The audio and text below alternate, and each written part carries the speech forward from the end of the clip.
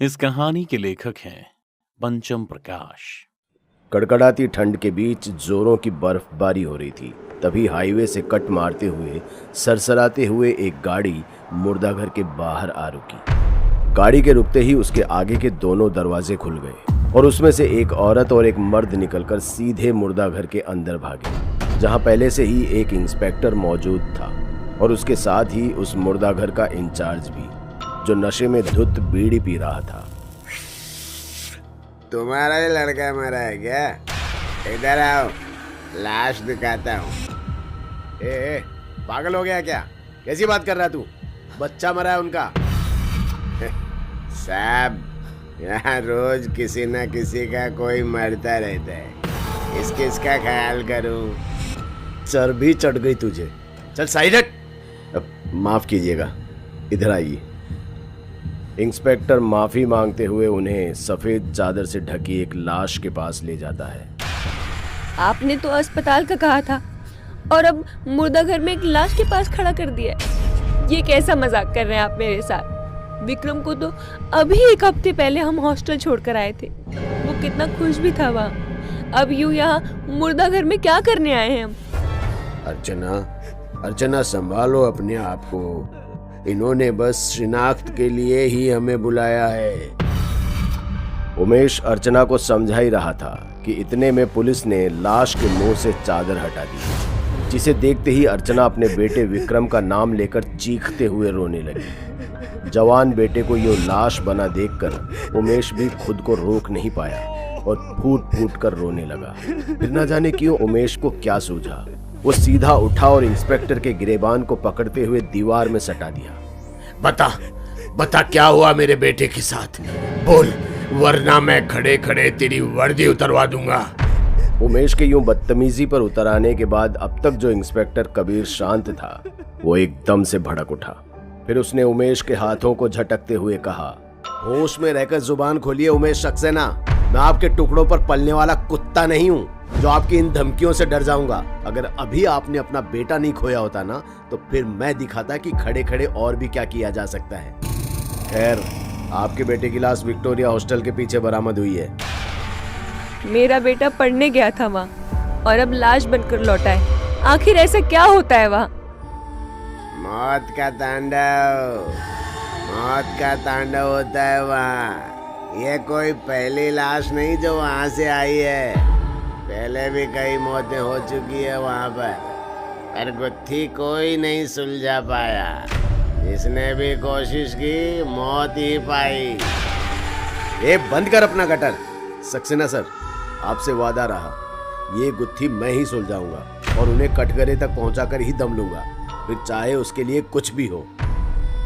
जवान हो, जोश है, कर लो कोशिश। बाकी समझदार तो दूर ही रहते हैं वहां से। इतना कहता हुआ मुर्दाघर का वो इंचार्ज बाहर चला गया और जाते जाते कबीर को ये चुनौती भी दे गया कि वो क्या, कोई भी इस केस को नहीं सुलझा सकता, क्योंकि इसके पीछे बहुत कुछ रहस्यमयी है।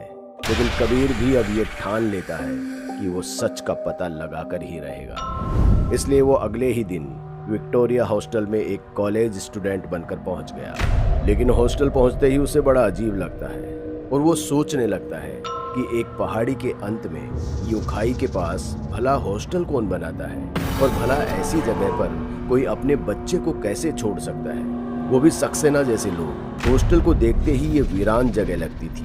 कबीर हॉस्टल में जा ही रहा होता है कि तभी एक चौकीदार उसे रोकता है। कहाँ चले बाबू? हॉस्टल में एडमिशन लेना है। एडमिशन लेना है तो रात में आइए, दिन में यहाँ कोई काम नहीं होता है। क्या? दिन में कोई काम नहीं होता? क्यों? अरे नहीं होता है मतलब नहीं होता है। क्या, क्यों, कैसे, ज्यादा सवाल ना करो बाबू, चले जाओ। बड़े अजीब नियम कानून है। कबीर ने अभी अभी अपनी बात पूरी भी ना की थी कि इतने में चौकीदार वहां से निकल गया। कबीर ने भी सोचा अगर पूरा सच जानना है तो ठंडे मिजाज से काम लेना होगा, इसलिए वो रात होने का इंतजार करने लगता है। वहीं हॉस्टल के गेट पर बैठे बैठे सुबह से शाम हो जाती है, पर वहां कोई हलचल नहीं होती।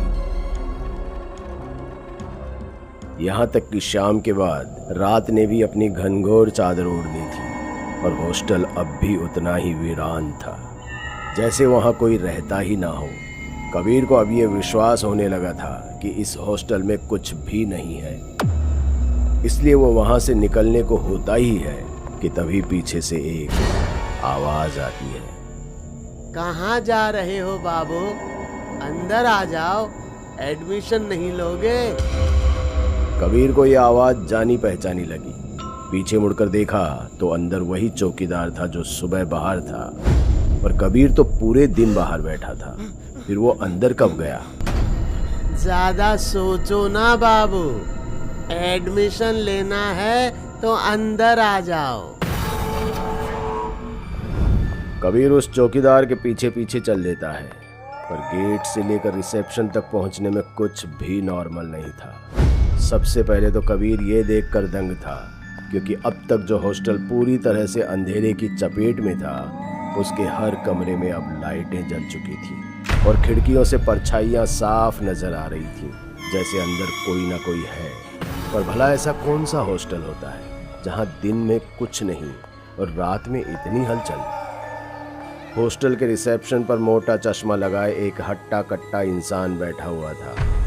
वार्डन साहब, बाबू एडमिशन के लिए आए हैं, मैं चलता हूँ दरवाजे पर।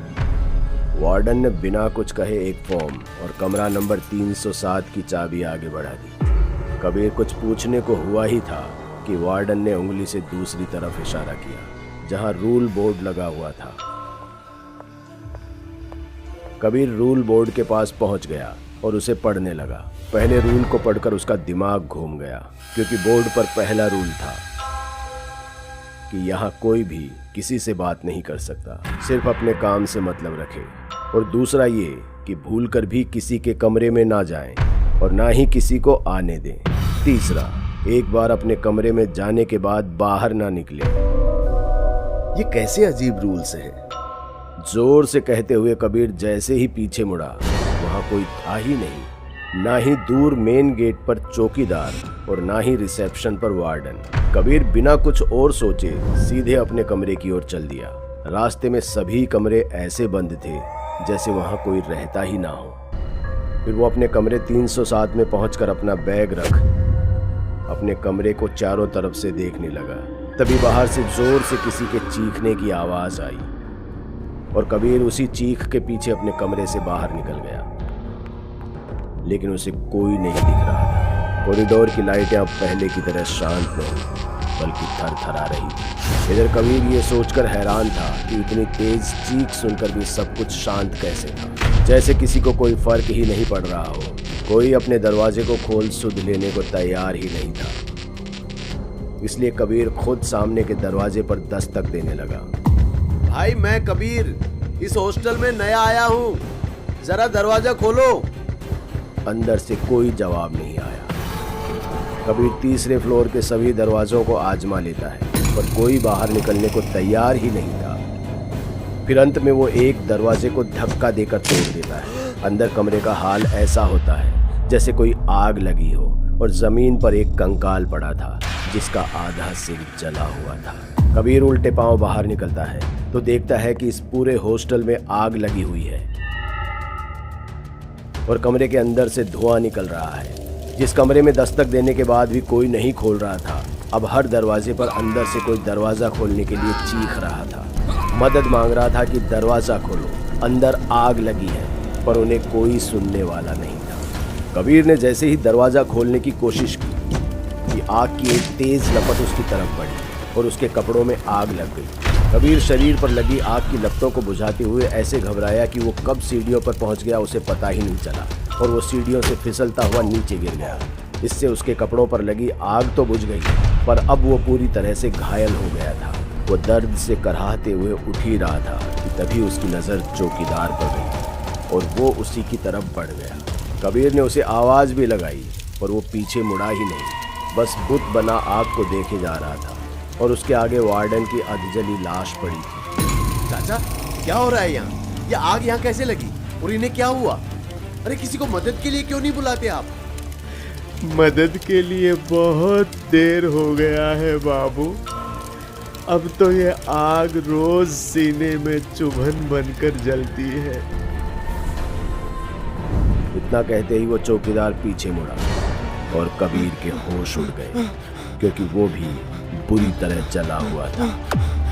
अरे ये क्या हुआ आपको? चलिए यहाँ से निकलते हैं और हॉस्पिटल चलते हैं। बाबू, मुर्दों को डॉक्टर की जरूरत नहीं होती। मतलब जानना है बाबू? तो ये देखिए फिर। इतना कहते ही चौकीदार कबीर को गिरेबान से पकड़कर उसे कॉरिडोर के सबसे आखिरी दीवार पर सटा देता है और फिर हर रूम से लाशें किसी ज़ॉम्बी की तरह बाहर निकलने लगी और धीरे धीरे कबीर की तरफ बढ़ने लगी। पर कबीर दीवार में ऐसे चिपक गया था कि हिल भी नहीं पा रहा था। क्यों कर रहे हो तुम मेरे साथ ऐसा? क्या बिगाड़ा मैंने तुम लोगों का? अरे तुमने तो उस बच्चे को भी नहीं छोड़ा जिसे तुमने कल मारा था।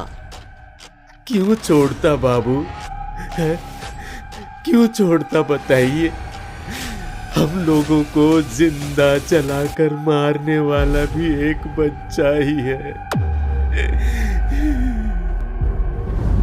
बात दरअसल करीब 4 साल पहले की है, जब इस इलाके में सिर्फ एक ही हॉस्टल था, विक्टोरिया हॉस्टल। काफी नाम था इस हॉस्टल का, जिसे देखते हुए बिल्डर ने भी अपने यहाँ नया हॉस्टल खोला और उसका नाम भी विक्टोरिया हॉस्टल रख लिया। और जब पुराने विक्टोरिया हॉस्टल वालों ने इसका विरोध किया तो उन्होंने कहा, ठीक है, कल से आपको सिर्फ एक ही विक्टोरिया हॉस्टल देखने को मिलेगा। उसकी इस बात को सुनकर विक्टोरिया हॉस्टल वाले निश्चिंत हो गए। उन्होंने सोचा कि वो हॉस्टल का नाम बदलकर कुछ और रख लेंगे। क्या रखेंगे ये अगली सुबह पता चल ही जाएगा। लेकिन उस सुबह से पहले एक रात आई और उसी रात विक्टोरिया हॉस्टल में एक नया लड़का एडमिशन लेने आया। वार्डन ने उसे कमरा नंबर 307 दे दिया, इस बात से अनजान कि यह लड़का नए हॉस्टल वालों ने भेजा है, जिसने आधी रात में पहले पूरे हॉस्टल के कमरों को बाहर से बंद कर दिया और फिर आग लगा दी, जिसे अकेले वार्डन और चौकीदार भी नहीं रोक पाए और सब उस आग में झुलस कर मर गए। अब उन्हें क्या पता था कि कल से सिर्फ एक विक्टोरिया हॉस्टल दिखने का ये मतलब था। तब से लेकर आज तक जो भी रात को विक्टोरिया हॉस्टल की तलाश में निकला, उन्हें यही विक्टोरिया हॉस्टल मिला और बदले में मिली उन्हें मौत, केवल मौत, क्योंकि विक्टोरिया हॉस्टल में लोगों को मारने वाला तो बच निकला। इसलिए अब जो भी रात को यहाँ आता है, वही विक्टोरिया हॉस्टल में मरे सभी लोगों की नज़रों में उनका हत्यारा बन जाता है। ऐसे में इंस्पेक्टर कबीर के साथ क्या हुआ होगा, ये बताने की ज़रूरत तो नहीं है ना? दोस्तों, अगर आपको हमारी कहानी अच्छी लगी हो तो लाइक, कमेंट और शेयर जरूर करें। साथ ही रेगुलर अपडेट के लिए चैनल को सब्सक्राइब करें। और अगर आपके पास भी कोई डर से भरी दमदार कहानी है तो भेजिए हमारे मेल एड्रेस पर अभी।